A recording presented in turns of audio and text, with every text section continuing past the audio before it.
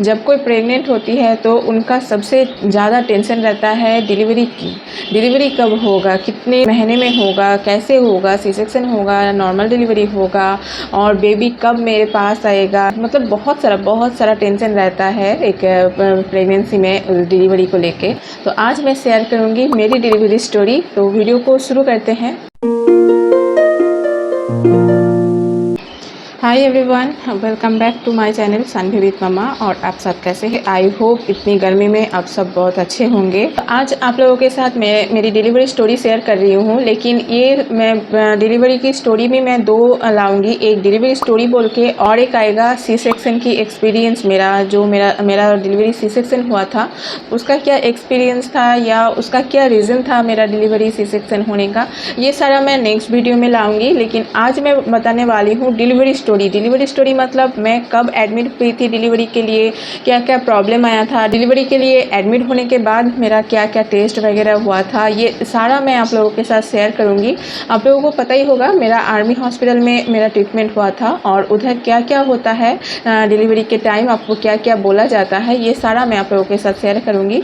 तो वीडियो को लास्ट तक देखते रहिए और वीडियो में कुछ भी अगर आपको अच्छा लगे तो वीडियो को लाइक कर दीजिए, शेयर कर दीजिए और कमेंट करके आपका भी डिलीवरी स्टोरी मुझसे थोड़ा बहुत शेयर कर सकते हैं। और कुछ क्वेश्चन है तो वो भी कर सकते हैं। और अगर आप मेरे चैनल में नए हैं और ऐसे ही प्रेगनेंसी रिलेटेड वीडियोस आप देखना चाहते हैं तो प्लीज़ मेरे चैनल को सब्सक्राइब कर दीजिए और पास में जो बेल बटन है उसको प्रेस करके नोटिफिकेशन ऑन कर दीजिए। तो बहुत गर्मी है, फ़ैन चला के वीडियो करना पड़ रहा है, नहीं तो मैं वीडियो कर नहीं पाऊँगी, इतना गर्मी हो रहा है। अभी तो चारों तरफ ही इतना गर्मी हो रहा है, तो गर्मी में आप जो लोग प्रेग्नेंट है वो उनको तो बहुत ज़्यादा दिक्कत आएगा। तो कोशिश कीजिएगा खुद को हाइड्रेट रखने की, हमेशा ज़्यादा से ज़्यादा पानी पीने की कोशिश कीजिएगा। धूप में बाहर ना निकले तो अच्छा है। अगर आप काम काज करते हो, जॉब करते हो तो निकलना तो पड़ेगा, लेकिन कोशिश कीजिएगा जितना हो सके अपने घर में रहने का और खुद को हाइड्रेट रखने का। और आप हेल्दी रहोगे तो आपका बेबी भी हेल्दी रहेगा। तो मैं स्टार्ट करती हूँ मेरी डिलीवरी स्टोरी। तो आप लोगों को पता होगा मेरी आईवीएफ के थ्रू मेरी बेबी हुई थी 2020 में, जब कोरोना चल रहा था तभी। और मेरी सान्वी मेरे पास मेरे गोद में आई थी, तो उसी का मैं डिलीवरी स्टोरी आप लोगों के साथ शेयर करती हूँ। मेरा प्रेगनेंसी आईवीएफ का था, हाई रिस्क प्रेगनेंसी था, लेकिन मेरा प्रेगनेंसी बहुत अच्छा गया। कोई भी मेरी प्रेगनेंसी में दिक्कत कुछ भी नहीं आया था। बस एक ही था कि मेरा डायबिटीज़ हो गया था, शुगर हो गया था मेरे प्रेगनेंसी में। तो मैं जब भी जाती थी शुगर टेस्ट करके मुझे जाना पड़ता था। जब मैं डॉक्टर के पास जाती थी चेकअप करने के लिए तो उससे एक दिन पहले मुझे पूरा एक दिन का मतलब शुगर प्रोफाइल बना के जाना पड़ता था। मतलब एक दिन में 6 बार शुगर टेस्ट करके जाना पड़ता था।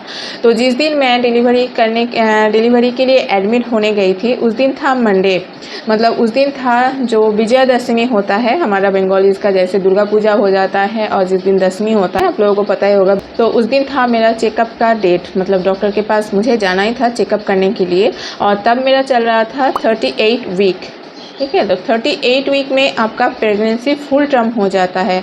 अगर आपका 38 वीक के बाद बेबी होता है तो वो फुल टर्म होता है, उसको प्रीमैच्योर बेबी नहीं बोला जाता है।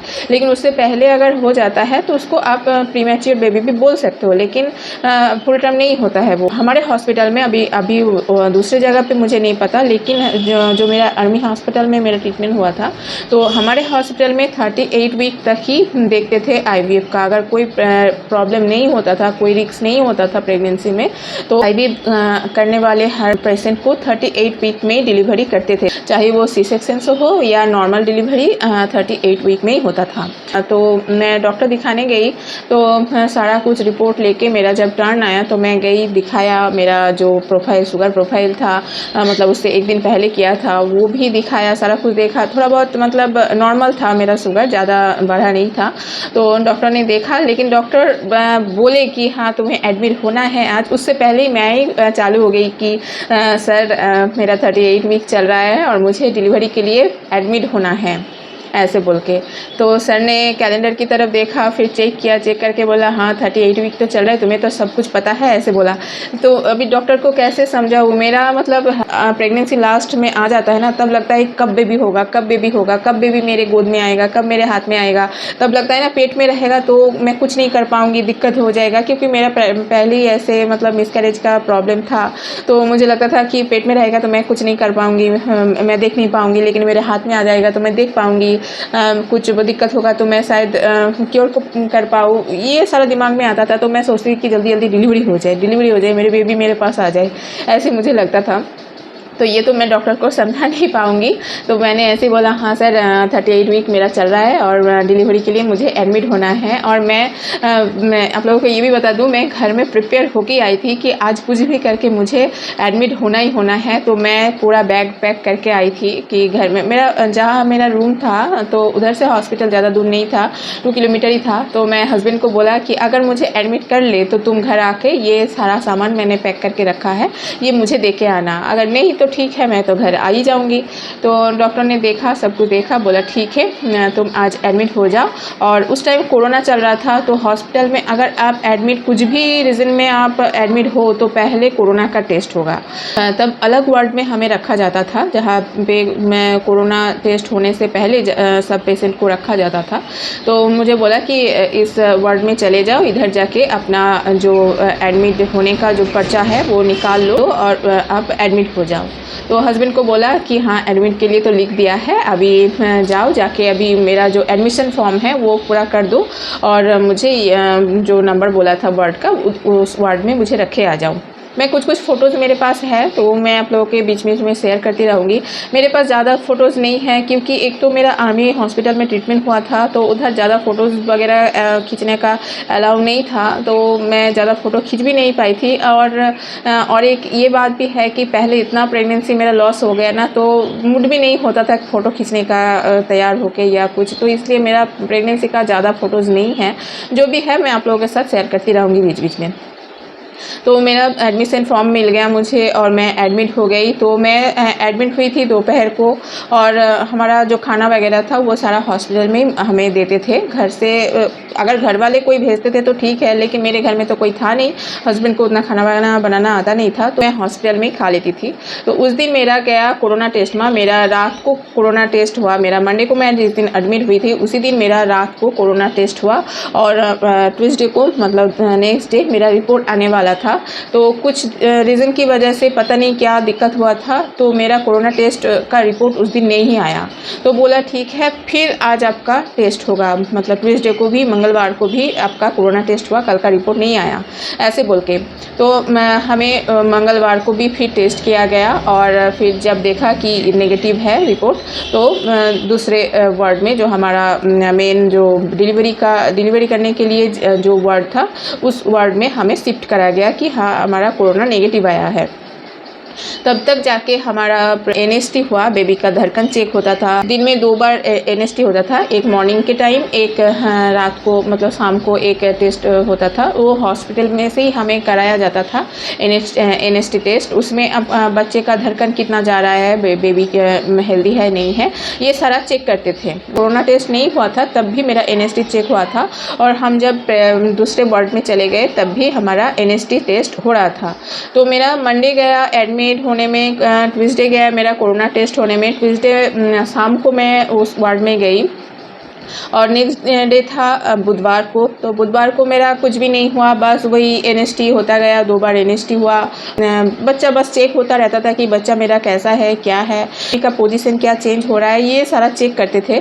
तो बुधवार को मेरा गया उसी में कि बेबी का पोजीशन कैसा है, वो अल्ट्रासाउंड करके देख रहे थे कि मेरा बेबी का पोजीशन क्या है। तो फिर मुझे बोला कि नेक्स्ट डे मतलब थर्सडे को मेरा ओटी होगा, इसलिए थर्सडे को मेरा जो चैनल वगैरह लगाते हैं ना, आईवी लगाते हैं, वो सारा लग गया कि हाँ मुझे ओटी जाना है। मुझे बोला तुम रेडी हो लो, मेरा 2 चोटी भी बना दिया कि हाँ ओटी के लिए जाना है।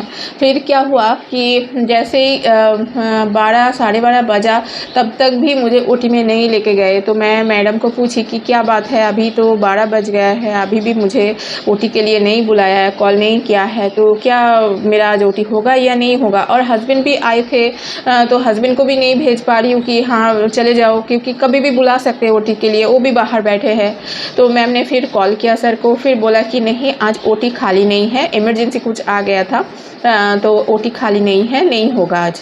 तो मेरा बस वही 12 बजे तक बस सलाइन ही चलता रहा। और जैसे ही कि बोला कि नहीं आज ओटी नहीं होगा, तो उस दिन फिर वही 12 बजे के बाद मैं लॉन्च कर लिया। और एक बार अगर आप खाना खा लेते हो तो तब उसके बाद तो आपका ओटी हो ही नहीं सकता है।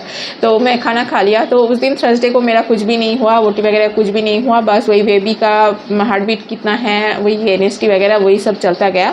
फिर मुझे रात को बोला कि कल सुबह आपको कुछ भी नहीं खाना है, मतलब शुक्रवार को, फ्राइडे को, जिस दिन था 30 अक्टूबर। तो बोला कि कल तुम्हें सुबह से कुछ भी नहीं खाना है क्योंकि तुम्हारा ओटी कल होगा। तो मैं बोली कल तो गया मेरा ओटी कर होगा बोल के, आज पक्का होगा ना? तो मैम ने बोला हाँ, आज सर ने बोला है कि आज पक्का तुम्हारा ओटी हो जाएगा। तब तक मेरा हॉस्पिटल में रह के मेरा मतलब 4 दिन में रही, उसी में मेरा 38 वीक कंप्लीट हो गया और 39 वीक मेरा लग गया। 39 वीक 2 डेज़ में मेरा ओटी हुआ। 30 अक्टूबर को मेरा ओटी हुआ था। तो फिर उस दिन की बात बोलती हूँ। तो उस दिन मुझे बोला गया कि कल ओटी में एक कोरोना पेशेंट मिल गया था, तो तुम्हारा आज भी कोरोना टेस्ट होगा। मतलब फ्राइडे 30 अक्टूबर को जिस दिन मेरा डिलीवरी हुआ, उस दिन भी मेरा सुबह जो कोरोना के लिए सलाइवा लेते थे गले से, वो लेके गए कि आज भी कोरोना टेस्ट होगा, उसी के बाद तुम्हें ओटी में भेजा जाएगा। मैंने बोला कोई बात नहीं, जो भी डॉक्टर बोल रहे हैं हॉस्पिटल से, जो भी करा रहे हैं वो करा लेते हैं, हमारा तो चलता नहीं है। तो फिर कोरोना टेस्ट के लिए लेके गए, हस्बैंड आए, फिर बोला कि कोरोना का रिपोर्ट हस्बैंड को बोला लेके आने के लिए, तब भी ओटी पे लेके जाए गए। तो फिर 9:30 बजे गाड़ी आ गया। हमारा जो ओटी था वो थोड़ा दूर था, तो बोला कि अभी गाड़ी आ गया है ओटी के लिए, तो तुम गाड़ी पे बैठ जाओ। तो 9:30 बजे हमें लेके गया ओटी। तो उस टाइम का मेरा एक भी फ़ोटोज़ नहीं है, मुझे अभी लगता है फ़ोटो खींच के रखना चाहिए था। तो 9:30 बजे ओटी में लेके गए, हस्बैंड बाहर खड़े हैं, मैं अंदर खड़ी हूँ। उस दिन 2 ही ओटी था, मेरा था और एक लेडीज़ का था, तो 2 ही ओटी था। तो उसको पहले लेके गए ओटी में, मैं अकेली एक रूम में बैठी हूँ। सारा कुछ कपड़ा वगैरह पहना दिया, 2 चोटी बना दिया, इधर तो IV लगा हुआ ही था, सलाइन चल रहा था। तो उसको लेके गए अंदर ऑपरेशन के लिए, और मैं बैठी रही अंदर। क्या करूँ, फ़ोन भी अलाउ नहीं है कि फ़ोन चलो, चुपचाप बैठी हूँ वहाँ बैठी हूँ।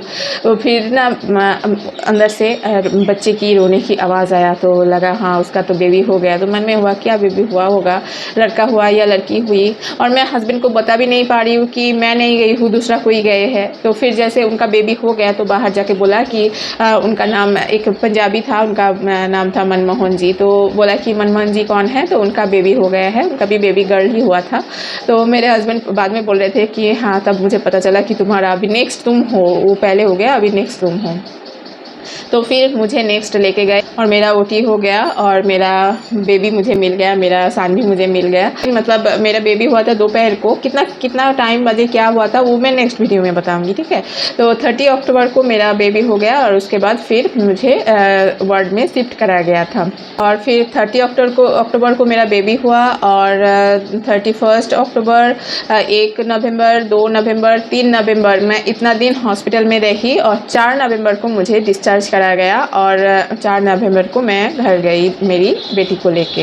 एक बात और है, ये मुझे लगा कि मैं शेयर कर दूँ। जिस दिन मैं एडमिट होने के लिए जा रही थी मंडे को, उस दिन मैं घर का पूरा काम किया, पूजा किया, क्योंकि मैं शिव जी की भक्त हूँ और मैं मंडे को जो लहसुन प्याज नॉनवेज कुछ भी नहीं खाती हूँ। पूजा तो मैं करके बिना रह ही नहीं पाऊँगी। तो मैं मंडे को पूजा किया, खाना बनाया, हस्बैंड के लिए खाना बनाया, मेरे लिए थोड़ा पैक किया, फिर मैं हॉस्पिटल गई डॉक्टर दिखाने के लिए, क्योंकि उस दिन मुझे डॉक्टर का कॉल था। तो इतना सब कुछ करके मैं गई थी हॉस्पिटल। तो ये था मेरा डिलीवरी स्टोरी और मैं नेक्स्ट ब्लॉग लाऊंगी मेरी सी सेक्शन की क्या एक्सपीरियंस था, सी सेक्शन की क्या क्या हुआ था, वो लेके मैं नेक्स्ट वीडियो लाऊंगी, वो भी छोटा सा ही होगा। तो और वीडियो बनाते ये देखो आ गई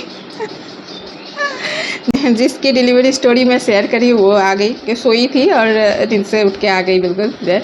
तो वीडियो इधर ही ख़त्म करते हैं, बस इतना ही। और वीडियो में कुछ भी अगर आपको अच्छा लगे और इन्फॉर्मेटिव लगे तो प्लीज़ वीडियो को लाइक कर दीजिए, शेयर कर दीजिए अपने फ्रेंड और फैमिली के साथ, और मेरे चैनल को सब्सक्राइब करके नोटिफिकेशन ऑन कर लीजिए। तब तक स्वस्थ रहिए, अच्छे रहिए और सबसे ज़्यादा पॉजिटिव रहिए। मिलेंगे और एक वीडियो में, बाय।